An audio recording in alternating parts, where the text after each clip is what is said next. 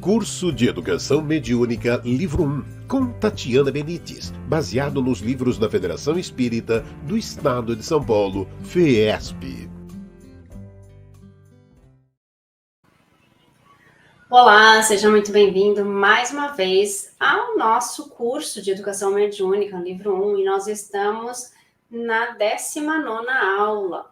Estamos já acabando o nosso livro, que tem 24 aulas, então nós estamos já na reta final. E essa aula vai falar sobre emancipação ou desdobramento.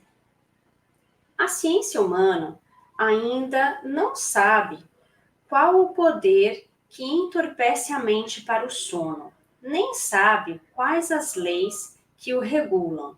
Sabe, todavia, que existe uma atividade mental e é através do sono que o corpo refaz suas energias. Segundo a doutrina espírita, durante o sono, a vida do corpo cede lugar à vida da alma. Isso está no Livro dos Espíritos, na pergunta 413. O sono é, por isso, A, usado instintivamente como recurso no refazimento de energias, B, uma forma trazida pelo espírito para retornar momentaneamente ao plano extrafísico enquanto o corpo repousa, C, a porta que Deus abriu para o contato com a esfera espiritual ou para o recreio após o trabalho, pois enquanto o corpo dorme, o espírito desperta. D, uma espécie de vaso comunicante entre as duas esferas, por efeito do qual os encarnados estão sempre em relação com os desencarnados.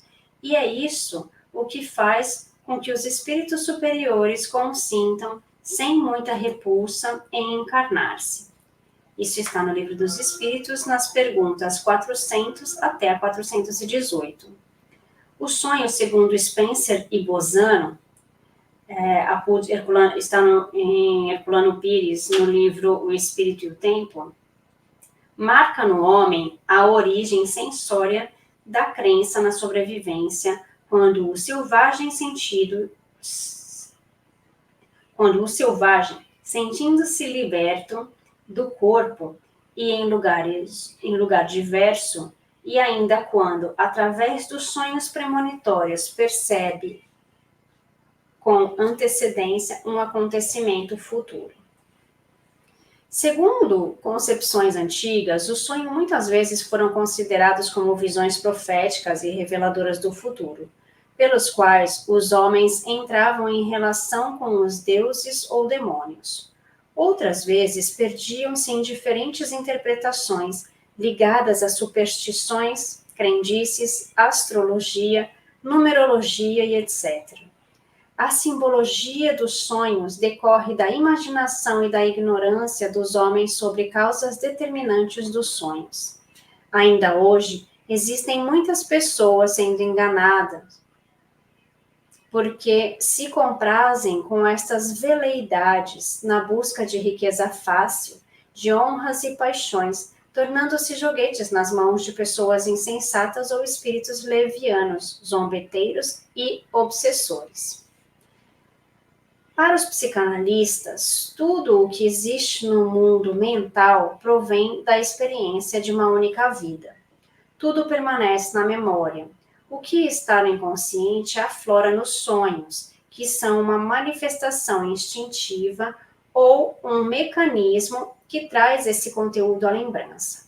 Os sonhos são vistos como uma válvula de compensação das frustrações diárias e a atividade onírica sempre é vista como uma profilaxia da mente, isto é, um mecanismo para limpar o subconsciente. Os padrões que aparecem nos sonhos não seriam muitos, entretanto, refletiriam complexas preocupações de cada pessoa, com o nascimento, morte, sexo, posse, perda, etc., sendo praticamente impossível interpretá-los de forma padronizada. Segundo a doutrina espírita, os sonhos são um estado de emancipação da alma, como a catalepsia, letargia e sonambulismo. São lembranças de experiências que o espírito vive, enquanto emancipado do corpo. Isso está no Livro dos Espíritos, pergunta 402. Mas dizem os espíritos neste mesmo item: observai que nem sempre sonhais, porque nem sempre vos lembrais daquilo que vistes, ou de tudo o que vistes.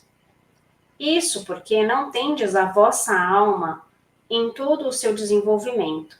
Frequentemente, não vos resta mais do que a lembrança da perturbação que acompanha a vossa partida e a vossa volta. Aqui se junta a lembrança do que fizestes ou preocupa no estado de vigília. Aqui mostram os espíritos a diferença entre os sonhos reais e as atividades da própria imaginação do homem. A lucidez dos sonhos depende a. do maior ou menor interesse dessa lembrança para a vida material do homem, segundo a lei de Deus. B. Do maior ou menor adiantamento espiritual da alma. C. Do bloqueio que a matéria exerce sobre as lembranças da alma.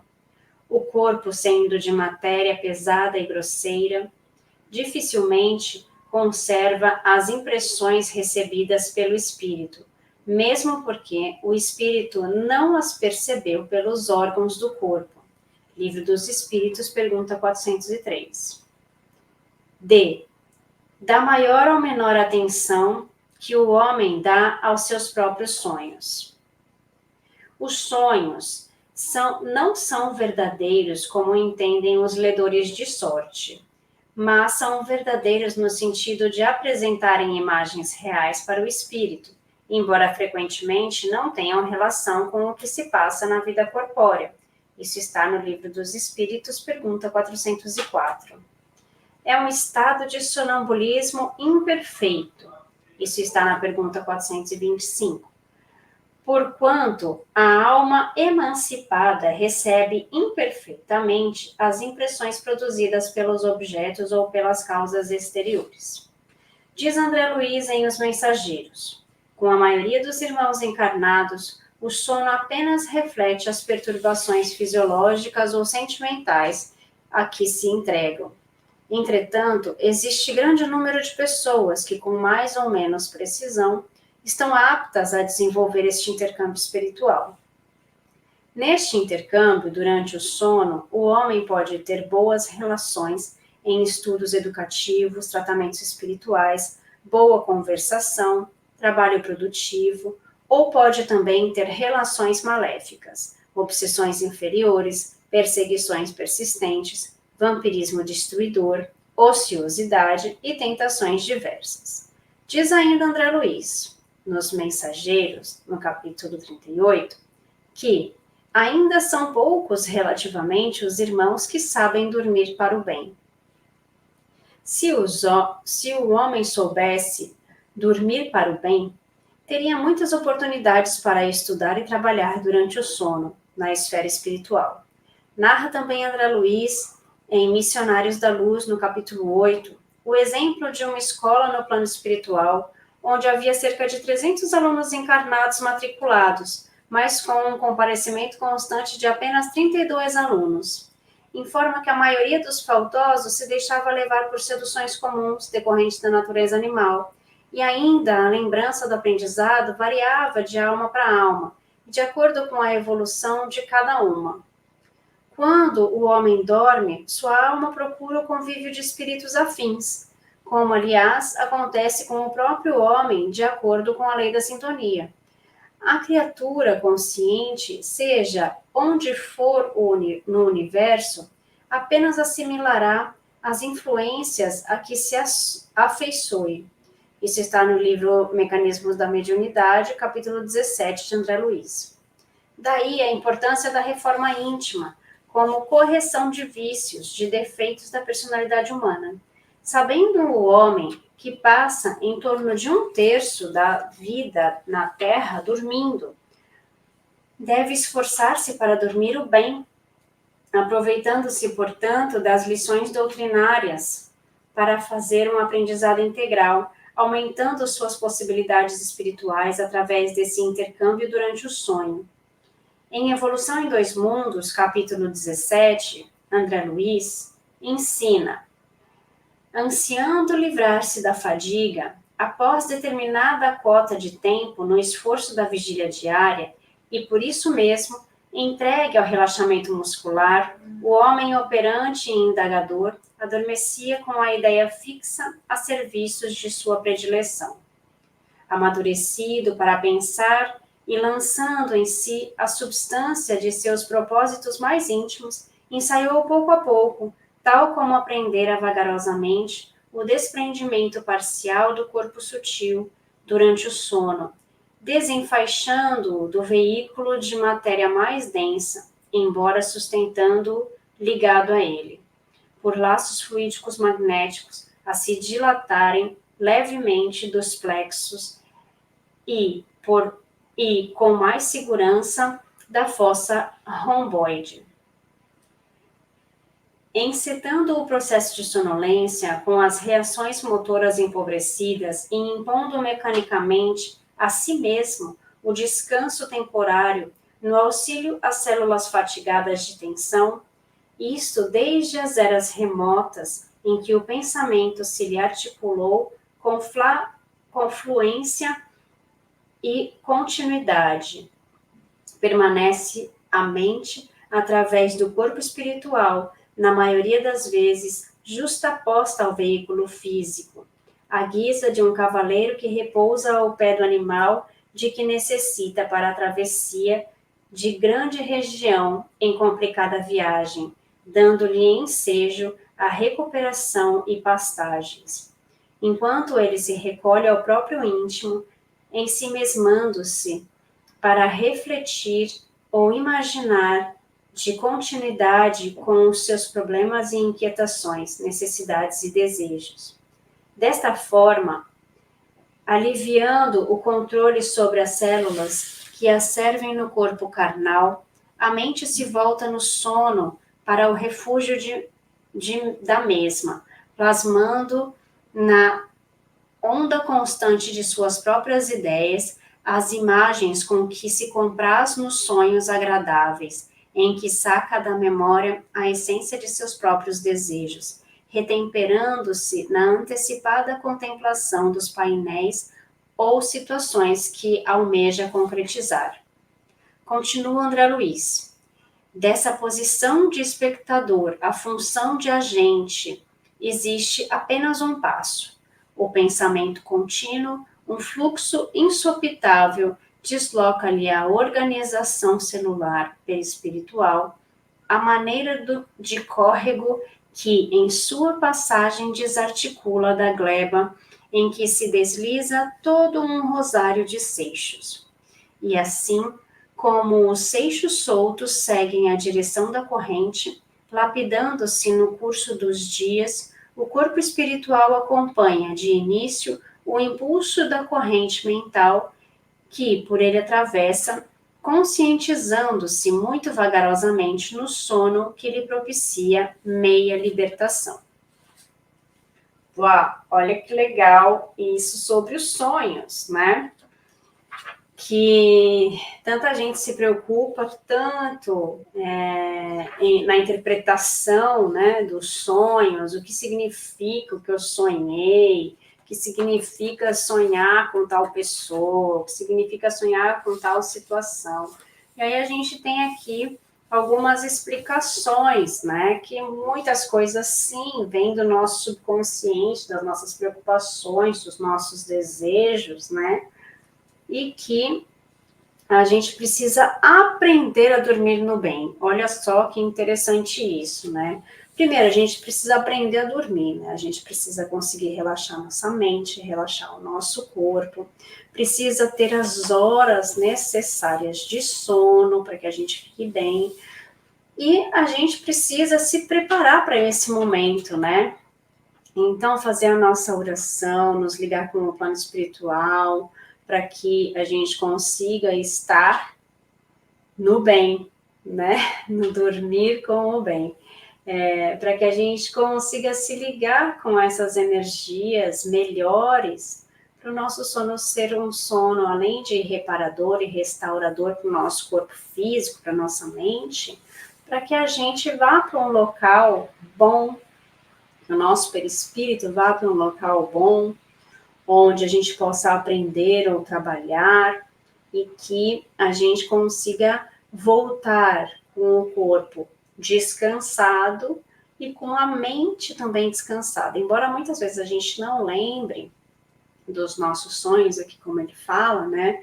Porque nós não estamos, às vezes, preparados para voltar com as informações que nós precisaríamos, né? Ou que nós voltaríamos realmente se nós tivéssemos essa nova consciência. Então, às vezes, é um preparo para nós e nós vamos nos preparando pouco a pouco para depois despertar um pouco mais a nossa consciência. Bom, parte 2 da nossa aula fala sobre atividade espiritual.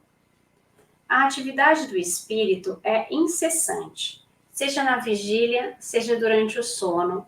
No entanto, muita gente encontra dificuldade em compreender que a alma não tem necessidade de repouso. Para entender melhor essa questão, é imperioso saber que o espírito, quando encarnado, encerra um trinômio: espírito, perispírito, corpo e corpo físico.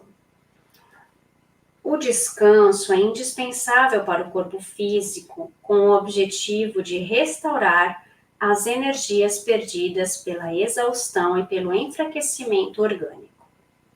Diz Martins Peralva, em Pensamento de Emmanuel, que o perispírito, igualmente por refletir nas almas pouco evoluídas, o condicionamento a impressões e sensações de natureza fisiológica, acusa reações de cansaço e aflição, de dor e sofrimento, consoante observamos nas sessões mediúnicas, ao se comunicarem entidades ainda ligadas mentalmente ao veículo corpóreo.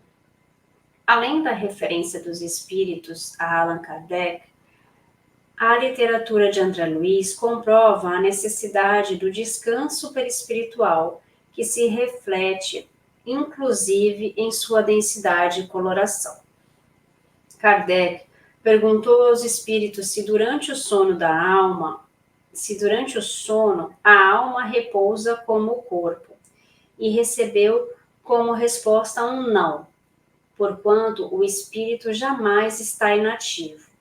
Durante o sono, afrouxa-se os laços que prendem o espírito ao corpo, e não precisando este de sua presença, ele se lança pelo espaço e entra em relações mais diretas com outros espíritos. Os sonhos comprovam a liberdade e atuação do ser enquanto o homem dorme, quando se trata de sonhos reais. Isso está no Livro dos Espíritos, capítulo 8, questão 401. A alma, à noite, realiza encontros com amigos e desafetos, com espíritos inferiorizados ou com espíritos superiores, encontrando alegria ou tristeza, conforme o caso, que provoca um despertar suave e esperançoso ou inquieto e sufocante. O espírito movimenta-se, trabalha, atua e age enquanto dormem os sentidos físicos, muito mais do que se pensa. Muitas soluções tomadas durante o dia são o resultado, a soma de conselhos, de orientação, de roteiros que os amigos espirituais, principalmente os espíritos protetores, propiciam, corroborando assim a assertiva popular: a noite é boa conselheira. Reuniões maravilhosas realizam-se na espiritualidade, enquanto o homem dorme, com o objetivo do esclarecimento, da orientação, do reconforto. Tais reuniões representam a demonstração cabal do interesse constante de Jesus através de seus mensageiros, pela melhoria e progresso de todos. Como se sabe, semelhante atrai semelhante, e muitas criaturas, não podendo realizar seus anseios como homens, procuram realizá-los como espíritos durante o sono, envolvendo-se nos prazeres do sexo, dos tóxicos, nas conversas sem finalidade construtiva e etc. O espírita consciente, tendo conhecimento desta realidade, deve preparar-se para dormir para o bem, exercitando na vigília o que de melhor poderia fazer durante a noite: estudo, trabalho, lazer, saudável e etc. De modo que o sono não seja para ele um pesadelo, mas algumas horas de ventura junto aos amigos espirituais.